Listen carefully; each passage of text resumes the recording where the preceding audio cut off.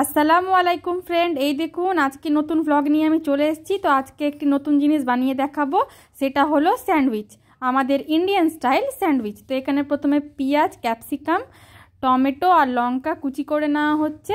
আস্তে আস্তে সব কিছু কুচি করার পর তারপর আপনাদেরকে দেখাচ্ছি আমি।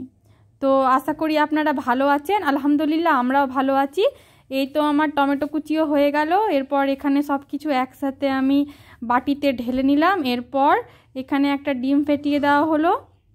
তারপর এখানে 2 চামচের মতো কর্নফ্লাওয়ার দিয়ে দেওয়া হলো। ছোটো টিস্পুনগুলো ইউজ করা হয়েছে। এরপর এখানে আমি দিয়ে দিব লবণ আর একটুখানি গরম মশলা। আপনারা চাইলে লঙ্কার গুঁড়োটাও অ্যাড করতে পারেন। তো এখানে আমার অ্যাড করা হয়নি সেই দিন। তো যাই হোক, ভালো করে এগুলোকে মিক্স করে নিলাম। এরপর চলে যাব আমি ব্যাটারের দিকে। এখানে বেসনের একটা ব্যাটার বানিয়ে নিতে হবে। তো পরিমাণ মতো বেসন নিয়ে নিলাম। এরপর এখানে দিয়ে দিব হলুদ, লবণ আর গরম মশলা। আপনারা এখানেও চাইলে লঙ্কার গুঁড়োটা নিজেরা অ্যাড করে নিতে পারেন।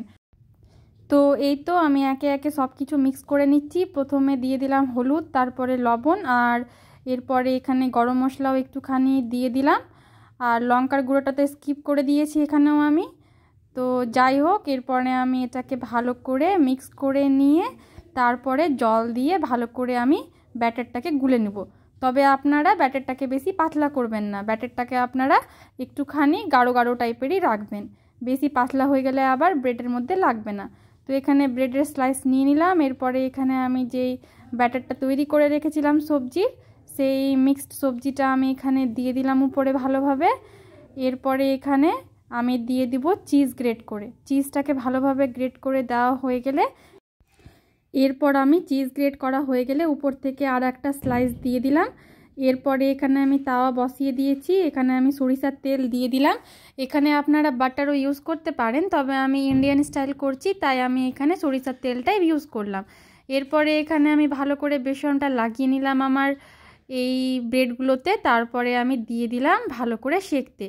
ভালো করে সেঁকে নেবেন যাতে ভালোভাবে ভেতরটা সেদ্ধ হয়ে যায়, না হলে খেতে কাঁচা কাঁচা লাগতে পারে।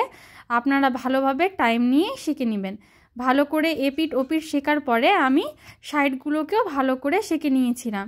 আমি একটা চাকুর সাহায্যে ভালো করে সাইডগুলো দাঁড় করে করে করে সেঁকে নিয়েছি। আপনারাও এভাবেই সেঁকে নেবেন। উপর থেকেও ভালো করে চেপে চেপে সেঁকে নেবেন। তো আমি ব্রাউনিশ টাইপ করব, তাই এখানে ধীরে সুস্থে আমি সেঁকে নিচ্ছি। তো এভাবেই সেঁকবো আমি। তো আস্তে আস্তে আমার ব্রেডটা মোটামুটি হয়েই গেল। তো চলুন আস্তে আস্তে আপনাদেরকে আমি কিভাবে সেঁকেছি সেটা পুরোটাই আমি ভালো করে স্কিপ না করেই দেখাচ্ছি, যাতে আপনাদের করতে সুবিধা হয়। তো এইভাবেই আমি চেপে চেপে চারিদিকটা আমি ভালো করে সেঁকে নিয়েছিলাম। তো এই তো আস্তে আস্তে আমার হচ্ছে এদিকে। এরপরে আমার এখানে লালচে লালচে হতেও শুরু হয়ে গিয়েছে।